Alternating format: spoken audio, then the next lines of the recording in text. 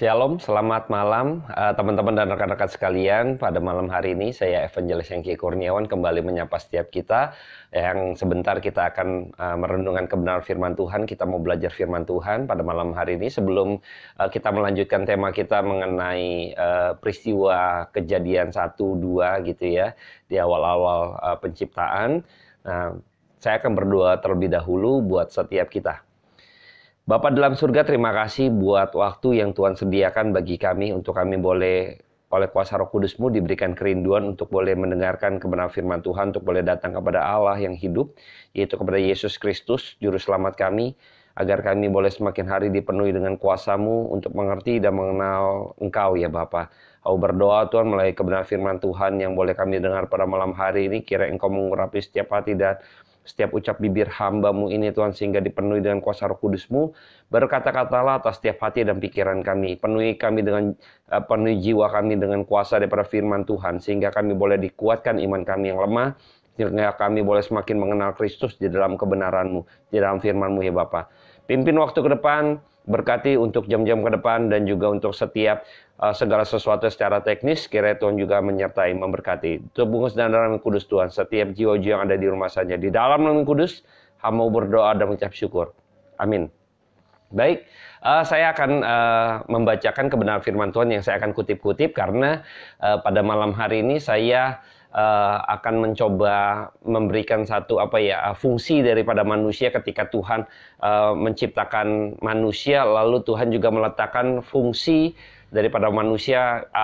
Ada 3 fungsi yang menjadi fungsi pokok ya ketika manusia diciptakan di dalam penciptaan ya, di dalam kejadian. Nah, saya akan coba kutip-kutip saja, jadi tidak saya coba mengeksplor dari apa yang sudah kita baca yang lalu gitu kan, yang sebelumnya.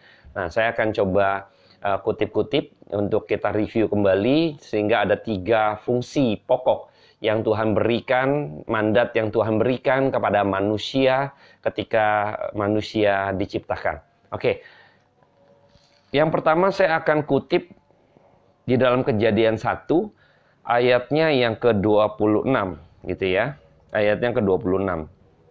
Berfirmanlah Allah, baiklah kita menjadikan manusia menurut gambar dan rupa kita, supaya mereka berkuasa atas ikan-ikan di laut dan burung-burung di udara, dan atas ternak dan atas seluruh bumi dan segala binatang melata yang merayap di bumi. Nah, demikian firman Tuhan. Nah, itu yang pertama gitu ya. Jadi berkuasa gitu ya atas ikan-ikan di laut dan burung-burung di udara dan juga segala ternak gitu kan yang ada di seluruh bumi gitu ya.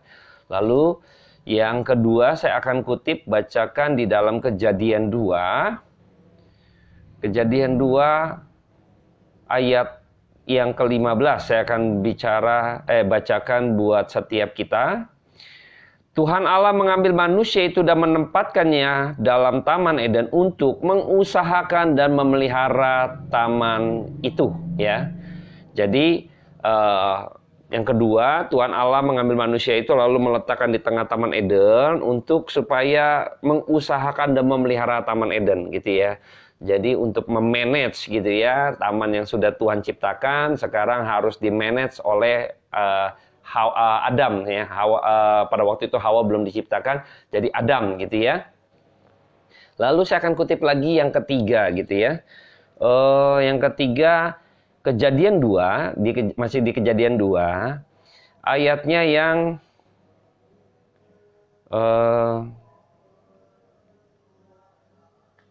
yang ke-19 ya. Ke-19 sampai sampai ke 20A ya. Sampai ke 20A ya. Sampai ke 20A. Ke 20 ya boleh, nggak apa-apa ya. Nanti saya akan coba bacakan sampai 19 saja karena saya mau kutip ketika manusia menamai binatang gitu ya. Kejadian 2 ayat 19, demikianlah firman Tuhan. Lalu Tuhan Allah membentuk dari tangan segala binatang hutan dan segala burung di udara, dibawanya lah semuanya kepada manusia itu untuk melihat bagaimana ia menamainya. Dan seperti nama yang diberikan manusia itu kepada tiap-tiap makhluk yang hidup, demikianlah nanti nama makhluk itu. Ya, jadi saya coba resume dulu gitu ya, singkat dulu gitu yang tadi sudah kita baca. Jadi yang pertama, berkuasa ya atas binatang-binatang gitu kan di udara, ikan di laut dan segala ternak. Kedua, di Taman Eden mengusahakan dan memelihara. Yang ketiga, menamai nama-nama binatang ya. Jadi ada 3. Nah, kalau diperhatikan, yang pertama mandatnya adalah mengenai manusia sebagai raja gitu ya, memiliki otoritas penuh untuk berkuasa gitu ya. Jadi manusia sebagai raja berkuasa atas segala sesuatu yang sudah Tuhan berikan, yang Tuhan sudah ciptakan, untuk manusia ini bertanggung jawab untuk bisa berkuasa menguasai hal itu semua gitu ya. Jadi manusia sebagai raja, menjadi pemimpin gitu ya.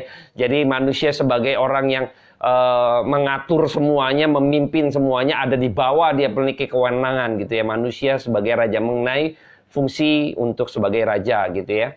Kedua, ketika mengusahakan memelihara, ini bicara mengenai manusia memiliki fungsi ya, fungsi sebagai imam gitu ya, sebagai imam. Nah, nanti saya akan ceritakan bagaimana bisa sebagai imam gitu ya.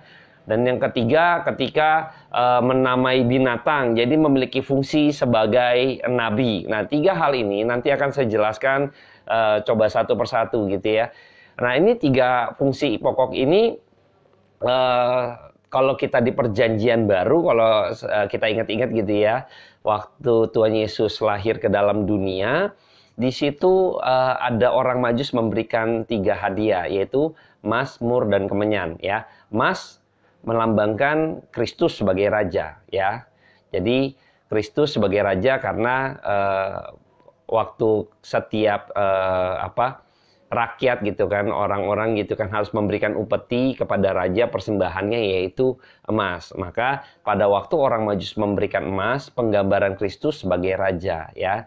Kedua, mur ya. Mur itu biasanya dipakai untuk menyembuhkan gitu ya. Jadi semacam kalau di kita sekarang mungkin minyak angin gitu ya, atau minyak tawon dan sebagainya gitu ya. Jadi untuk menyembuhkan. Nah, pada waktu itu fungsi daripada nabi adalah menyembuhkan ya. Jadi orang sakit lalu nabi berdoa memohon belas kasihan daripada Tuhan dan sebagainya, lalu disembuhkan. Jadi nabi sebagai perantara daripada Allah kepada manusia. Maka mur itu perlambangan dari Kristus sebagai nabi. Dan yang ketiga itu kemenyan. Kemenyan itu biasanya dipakai kalau pada waktu itu dibakar kemenyan itu sebagai imam-imam gitu ya, memberikan persembahan segala macam, lalu dibakar kemenyan-kemenyan sebagai dupa yang harum untuk persembahan kepada Allah gitu ya. Jadi imam ini fungsinya mewakili manusia untuk datang kepada Tuhan gitu ya, memberikan persembahan kepada Allah gitu ya.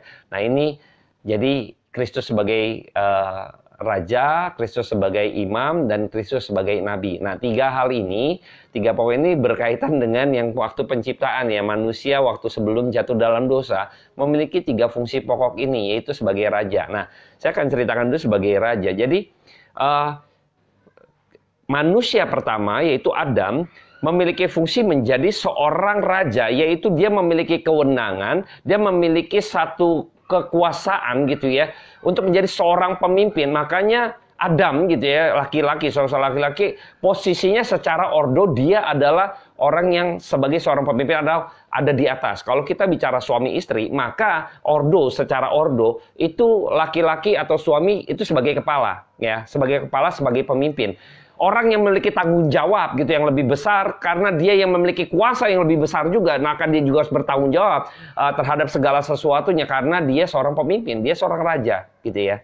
Nah, sebagai seorang raja, tentu kita ini penggambaran raja yang baik, bijaksana, raja yang ideal lah ya, kira-kira demikian ya, bukan yang diktator. Nah, ketika Tuhan memberikan kekuasaan itu kepada manusia gitu kan, lihat deh bagaimana ketika manusia diciptakan hari terakhir, karena segala sesuatunya sudah ada gitu ya, sudah Tuhan sediakan gitu kan. Sekarang dia berkuasa, dia sebagai pemimpin yang terakhir gitu loh. Jadi ciptaan yang paling mulia, yang paling tinggi. Nah itu posisinya. Jadi manusia sebagai raja yang berkuasa.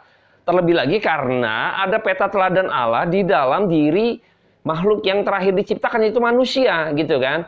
Sebagai pribadi yang memiliki peta teladan Allah, unsur kekekalan yang artinya bisa mengenal Tuhan gitu kan dengan benar dan bisa berkomunikasi atau memiliki hubungan intim, tidak ada lain hanya manusia. Makanya kemarin minggu lalu saya sudah bahas gitu ya. Jadi manusia ini makhluk yang paling mulia dan paling agung gitu ya. Nah, jadi ketika itu keagungan itu, kemuliaan itu pun akhirnya diberikan tugas tanggung jawab yang sama seperti Tuhan. Ketika itu Tuhan menciptakan segala sesuatu yang berkuasa, ketika menentukan langit, memisahkan siang dan malam, memisahkan antara air yang ada di darat, yang ada juga yang ada di atas gitu ya, di bentangan cakrawala, memisahkan antara air yang ada di bawah kumpul menjadi lautan dan memisahkan yang kering menjadi daratan dan lain sebagainya, memiliki satu kuasa yang begitu rupa. Dan sekarang diturunkan fungsi itu kepada manusia. Ini segala sesuatu yang sudah diciptakan oleh Tuhan, sekarang kau harus berkuasa. Maka ketika itu yang tadi sudah kita baca, supaya mereka gitu kan, supaya manusia itu berkuasa gitu ya atas segala sesuatu yang sudah diciptakan itu. Nah ini luar biasa ya, kita memiliki kuasa itu gitu ya. Pada waktu itu Adam ya, manusia pertama gitu ya.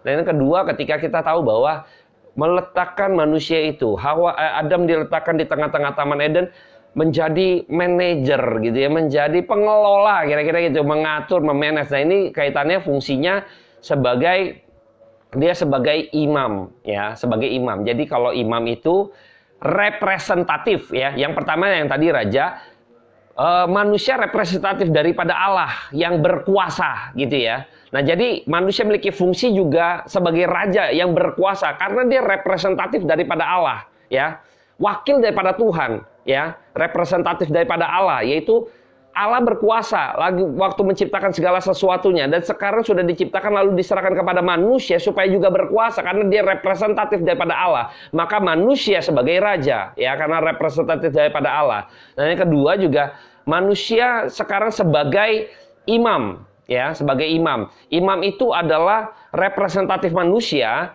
kepada Allah ya.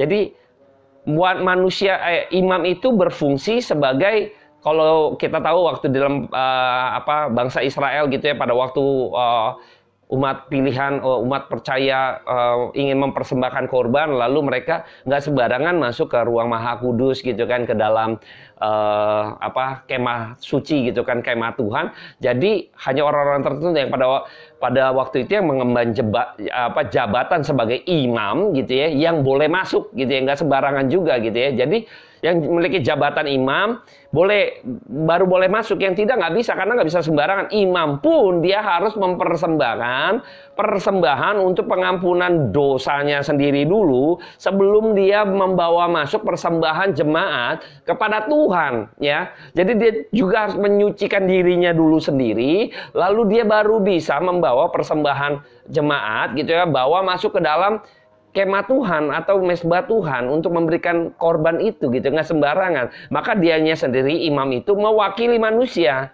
Jadi manusia diwakili oleh imam gitu ya, untuk datang kepada Tuhan. Jadi perwakilan manusia kepada Tuhan itu oleh imam ya, fungsi imam demikian. Nah, Adam, manusia pertama, itu memiliki fungsi yang demikian, yaitu apa? Segala sesuatu yang sudah diciptakan oleh Tuhan di Taman Eden itu yang begitu baik gitu ya, yang begitu teratur, yang begitu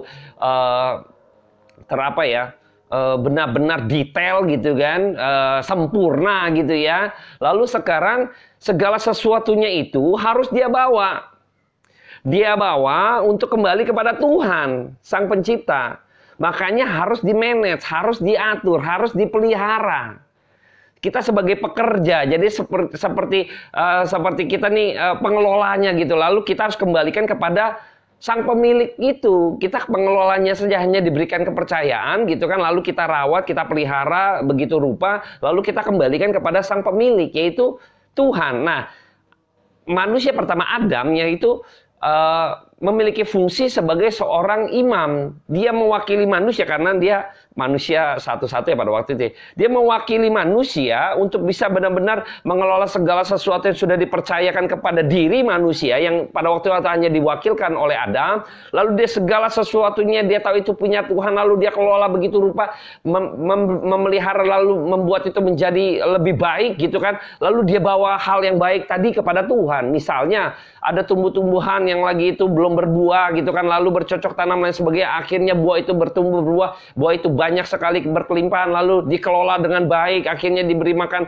kepada yang lain, binatang lain sebagainya, akhirnya binatang tersebut berkembang biak baik, itu semua untuk kemuliaan Tuhan gitu ya. Jadi segala sesuatunya dikerjakan untuk kemuliaan Tuhan. Bagaimana dengan diri kita? Nanti saya akan bahas beberapa aplikasi dalam kehidupan kita ya, sesama di dalam kehidupan kita sehari-hari dan lain sebagainya gitu ya. Jadi fungsi iman itu adalah representatif manusia kepada Allah gitu ya, membawa segala sesuatunya kembali kepada Tuhan gitu ya, mengembalikan segala sesuatu kepada Tuhan gitu. Nah, yang ketiga adalah ketika Adam pada waktu itu menamai ya, jadi Tuhan membawa segala binatang untuk supaya dianalisa oleh Adam, lalu Adam yang namain binatang itu. Nanti sampai setelah dinamai, ya itulah nama binatang tersebut gitu ya. Jadi waktu Adam memberi nama binatang tuh nggak sembarangan juga ya. Misalnya dia memberi nama binatang gitu kan, babi gitu kan, atau monyet gitu kan, bukan main asal aja gitu kan. Misalnya dia lagi merenung, lalu pada waktu itu dia lagi menganalisa seekor binatang gitu kan, lalu dia lagi perhatikan, lalu akhirnya ada kelapa jatuh gitu kan, lalu dia lihat ke atas gitu kan, monyet kamu gitu kan, wah jadi monyet gitu kan, tidak gitu kan, ngelihat ke atas pohon gitu kan, monyet gitu kan, oh jadi monyet gitu, nggak demikian. Jadi emang benar-benar dianalisa gitu, karena manusia ciptaan yang memiliki pengetahuan yang lebih kompleks daripada ciptaan yang lain.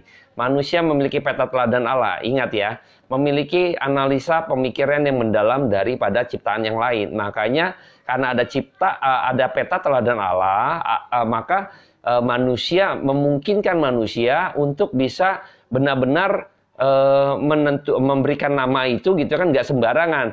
Anda dan saya tentunya nanti saya akan kaitkan ya, kok apa hubungannya dengan nabi gitu ya.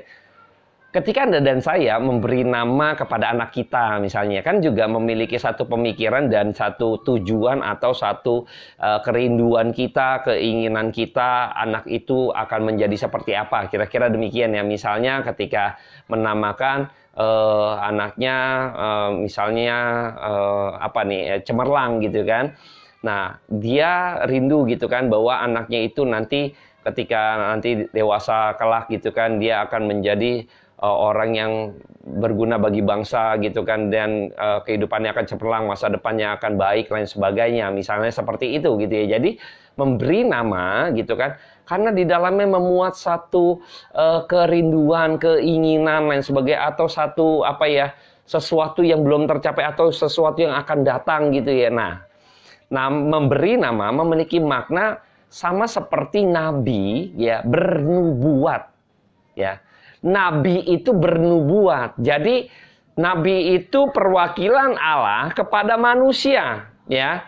Jadi nabi itu adalah perwakilan representatif daripada Allah, maka ada nabi. Nabi menjadi wakil Tuhan untuk menyampaikan pesan Tuhan kepada manusia.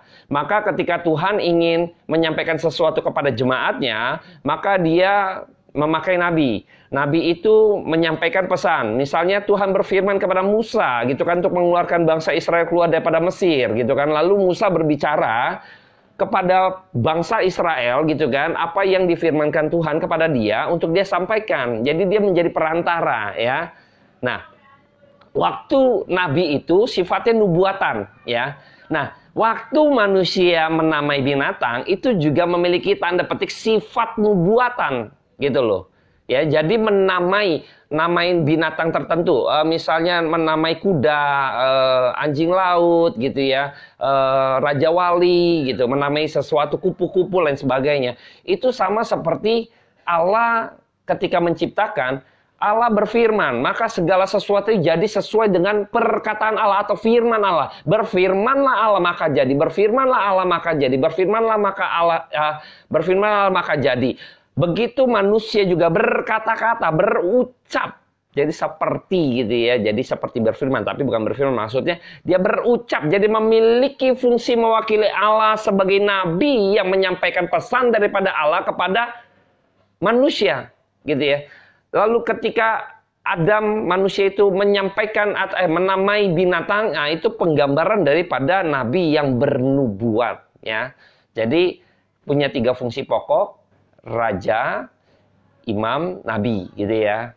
Jadi raja, imam, dan nabi. Nah, di dalam kehidupan kita juga harus tahu bahwa 3 fungsi pokok itu harus ada di dalam setiap kita orang yang percaya, karena kita sudah dimenangkan gitu ya. Makanya Adam pertama, manusia yang pertama, Adam itu gagal menjalankan 3 fungsi pokok ini ya. Dia akhirnya si jahat, nanti kita baru bahas gitu ya minggu depan, gagal menjalankan sebagai imam, gagal juga menjalankan fungsi sebagai nabi. Nah, waktu Yesus Kristus lahir gitu kan, itu 3 hadiah dari orang Majus, itu penggambaran pemulihan kembali 3 fungsi pokok yang oleh manusia pertama Adam itu gagal, sekarang oleh manusia kedua yaitu Adam kedua yaitu Kristus, 3 fungsi pokok ini kembali dipulihkan. 3 fungsi pokok ini kembali dijalankan dengan sempurna oleh Kristus sendiri, ya, sebagai raja, imam, dan nabi gitu ya. Jadi ketika itu kita juga sebagai orang yang percaya di dalam Kristus, kita memiliki 3 fungsi pokok ini dan kita harus jalankan segala sesuatu yang sudah Tuhan pulihkan itu pada diri kita, setiap kita. Nah, Kristus menjalankan ini, mengembalikan 3 fungsi pokok ini di dalam dirinya. Dia itu sebagai raja, dia memiliki satu kekuasaan yang akhirnya kita tahu dia berkemenangan ketika harus mati di atas kayu salib gitu kan. Dia tidak dikalahkan ketika itu, pada waktu itu iblis segala sesuatu dicobai dan segala macamnya untuk menjatuhkan dia, untuk supaya dia tidak bisa melaksanakan tugasnya untuk bisa menebus dosa manusia. Tetapi justru Kristus berusaha berhasil, atau ketika itu menang di atas kayu salib, menandakan bahwa dia adalah raja yang dia berkuasa, justru mematahkan kuasa daripada si jahat. Nah, di situ kita tahu bahwa Kristus sudah menang di atas kayu salib. Ketika itu kita tahu Kristus mati di atas mati dikuburkan lalu bangkit gitu kan pada hari kedua, lalu dia naik duduk di sebelah kanan Allah Bapa sebagai penandaan bahwa dia adalah raja gitu kan. Karena dia datang pun dari atas turun ke bawah. Dia meninggalkan kerajaan surga, rela turun untuk menderita, untuk sampai mati di atas kayu salib dan menebus hidup Anda dan saya. Itu menunjukkan bahwa dia sebagai Allah yang dari mulanya dia adalah raja di atas segala raja. Dia dari kekekalan masuk ke dalam dunia yang fana, kembali kepada kekekalan. Kita tahu bahwa ini sudah dipenuhi oleh Kristus, dan Kristus benar-benar adalah raja yang kekal itu. Dia datang dengan seluruh kebenaran-kebenaran yang dibawa kepada dunia ini gitu ya. Mungkin saya nggak jawab detail-detail gitu ya. Dia mengatakan akulah gembala, akulah jalan, akulah kebenaran, akulah pintu, lain sebagainya, untuk menggambarkan bahwa dia adalah raja. Tidak ada satupun orang yang mampu mengambil, tanda petik ya, membunuh Kristus gitu kan, kalau dia tidak menyerahkan nyawanya, karena dia yang sang penghulu hidup gitu loh. Tidak mungkin, maka dia yang berkuasa atas hidup matinya itu, seseorang itu ada di tangan dia, Kristus. Jadi Kristus juga memiliki kuasa yang sebesar itu gitu loh. Jadi tidak mungkin gitu loh. Dia karena raja di atas segala raja. Tidak bisa gitu loh. Jadi ini semua penggambaran bahwa Kristus adalah raja, dan dia tuntaskan itu semua ketika harus mati di atas kayu salib. Sehingga Anda dan saya tidak lagi menjadi budak, tetapi memiliki kuasa maut sudah dipatahkan. Makanya kita bisa untuk tidak berdosa gitu ya. Nah, kuasa itu sebagai berkuasa sekali, memiliki kewenangan, memiliki kuasa, karena Kristus sudah menang mematahkan kuasa maut itu, mematahkan kuasa daripada dosa gitu kan, yang berujung kepada maut. Maka kita yang percaya di dalam Kristus, maka kita diberikan kuasa oleh Tuhan sebagai memiliki kemenangan, kuasa yang begitu besar daripada Allah, yaitu Anda dan saya sekarang dimampukan dalam hidup kita untuk bisa tidak berdosa. Nah, ini kuasa yang begitu besar. Sama seperti kewenangan yang Raja miliki gitu kan. Karena waktu kita belum percaya kepada Kristus, maka kita menjadi budak dosa. Kita pasti berdosa. Kita dituntun, digiring gitu kan untuk masuk ke dalam kerajaan maut gitu loh. Karena upah dosa adalah maut. Tetapi sekarang kita bisa berkuasa untuk kita patahkan itu. Kristus sudah menebusnya, maka Kristus sudah memberikan kuasa itu kepada setiap kita, maka kita memiliki kewenangan sebagai anak raja, tanda petik, bisa untuk tidak berdosa, ya. Dan berikutnya ketika kita tahu bahwa Kristus sebagai imam gitu ya, dia adalah pribadi yang tak berdosa, tak bercacat celah. Sebagai domba, kalau imam-imam biasanya harus mempersembahkan korban dulu untuk dirinya supaya dia berkenan, supaya jangan sampai ketika dia masuk ke ruang maha kudus, lalu dia tidak kudus, maka dia mati seketika, lalu harus ditarik gitu kan. Ada tali gitu kan, ditarik, kalau nggak bunyi, wah ini berarti jangan-jangan nih mati di dalam gitu kan. Wah ini kok kayaknya nggak ngelawan, akhirnya ditarik, jangan-jangan mati karena dia nggak kudus gitu kan. Kristus yang tak bercacat celah, dan dia adalah persembahan itu sendiri gitu ya. Jadi kalau imam yang di dunia, imam yang manusia gitu kan, bangsa Israel punya imam, itu imamnya sendiri harus mempersembahkan korban gitu ya. Sedangkan Kristus adalah korban itu sendiri. Dia sebagai domba dan korban persembahan itu sendiri dia gitu ya. Dan dia imamnya, makanya kita memiliki imam yang begitu agung, yang tak bercacat celah, domba persembahan yang tak bercacat celah, dan dia lakukan itu supaya Anda dan saya jadi Kristus ini imam itu mewakili manusia kepada Tuhan, dan Kristus berinkarnasi menjadi manusia supaya dia mewakili manusia datang kepada Tuhan. Anda dan saya juga demikian. Ketika dalam hidup kita, ketika kita menjadi percaya kepada Kristus, maka kita harus bisa benar-benar mewakili manusia, membawa orang-orang yang belum percaya untuk percaya kepada Tuhan, dan kita datang mewakili manusia tersebut, diri kita sendiri untuk datang kepada Tuhan. Dan kita juga sebagai imam, sebagai kepala keluarga, misalnya sebagai imam harus juga kepada keluarga kita mempersiapkan mereka supaya mereka mengenal Tuhan, supaya mereka bisa dibawa kepada Tuhan. Begitupun dengan segala pekerjaan kita untuk kemuliaan Tuhan kembali. Ketika manusia ditempatkan di Taman Eden, mengusahakan dan memeliharanya, sama seperti kita dalam kehidupan nyata, kita dalam pekerjaan, kita Tuhan berikan izin untuk Anda dan saya memiliki pekerjaan yang begitu baik misalnya, lalu Anda punya usaha begitu luar biasa berkembang, bertumbuh dan sebagainya.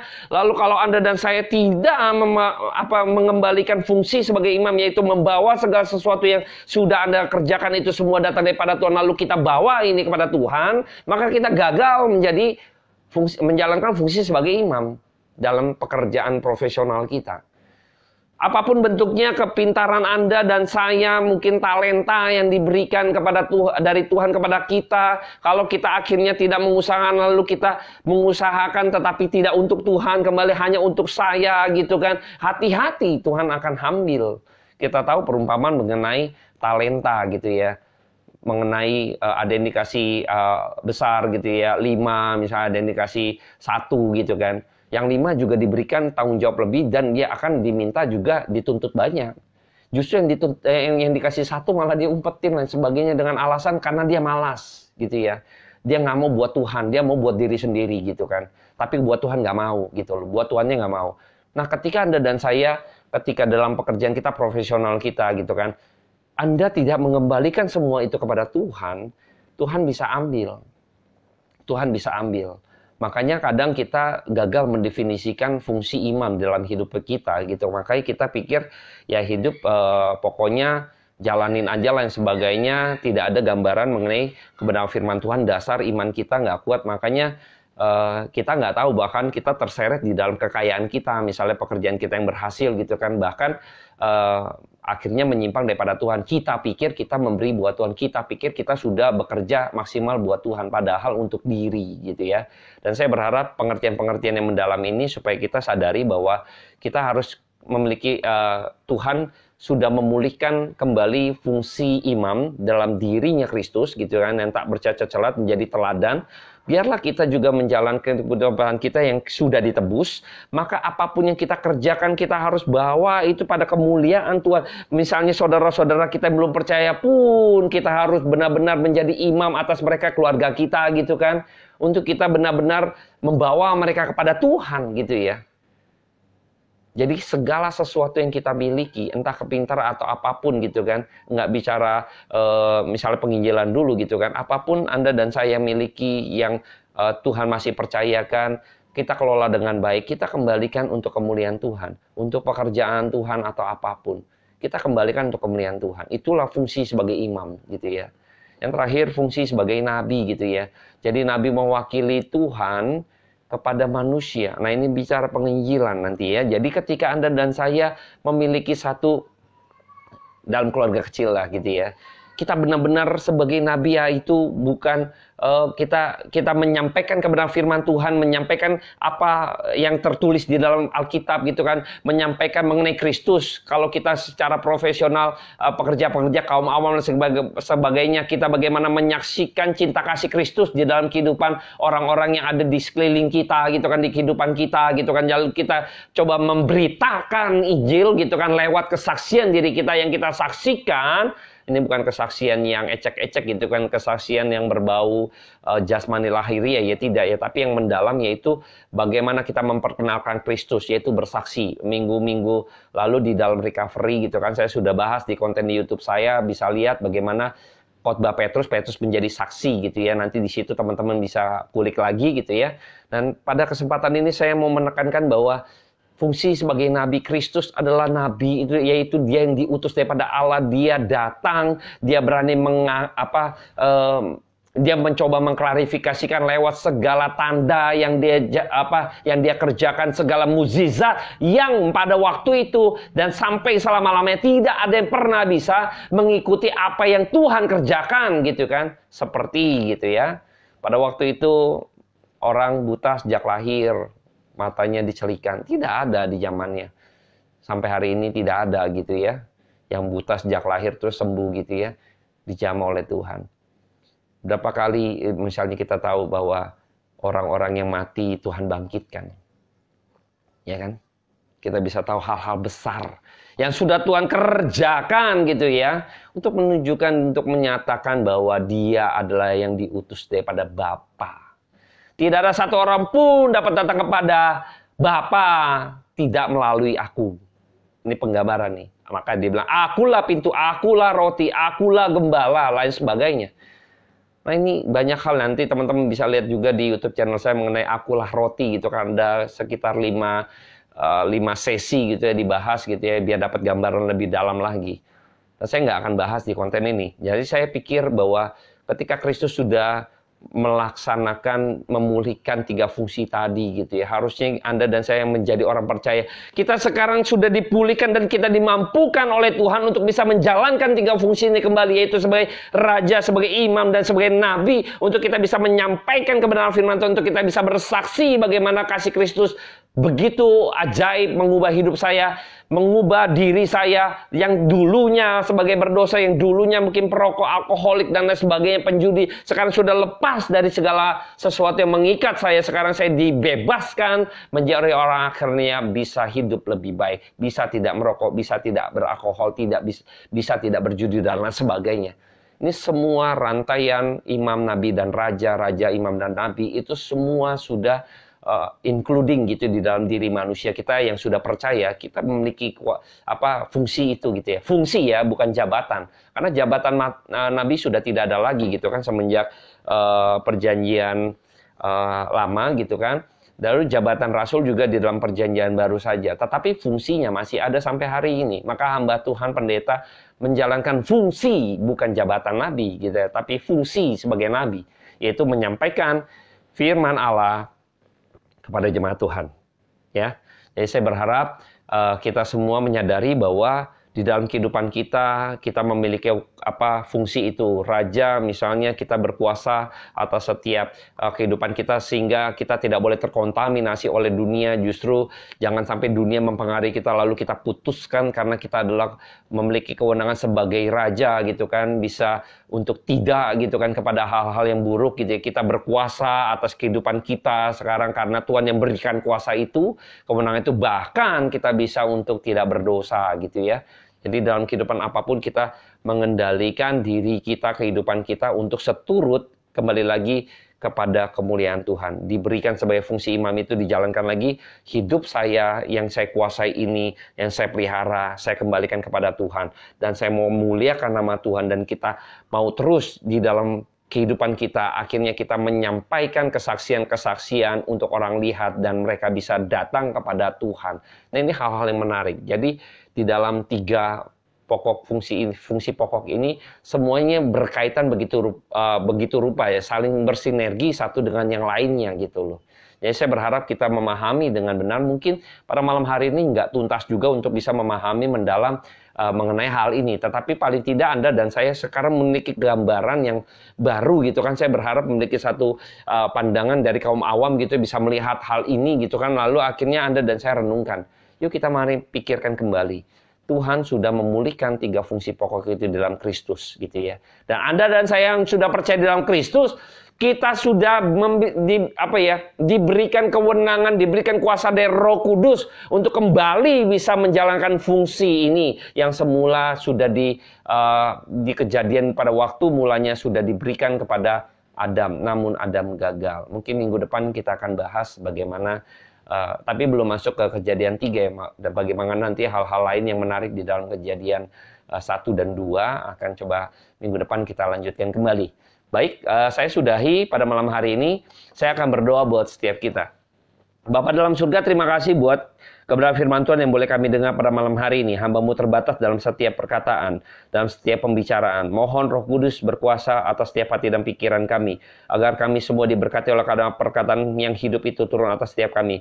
Mari Bapa, ubah pemikiran kami, ubah hati kami, untuk kami boleh mengerti kebenaran firman Tuhan, sehingga kami boleh diubahkan oleh perkataan-Mu sendiri. Karena kami percaya perkataan-Mu itu hidup, dan kami percaya firman Tuhan memiliki kuasa melebihi apapun. Terima kasih Bapa, ubah hidup kami. Dalam nama Tuhan Yesus Kristus, kami berdoa dan mengucap syukur. Amin.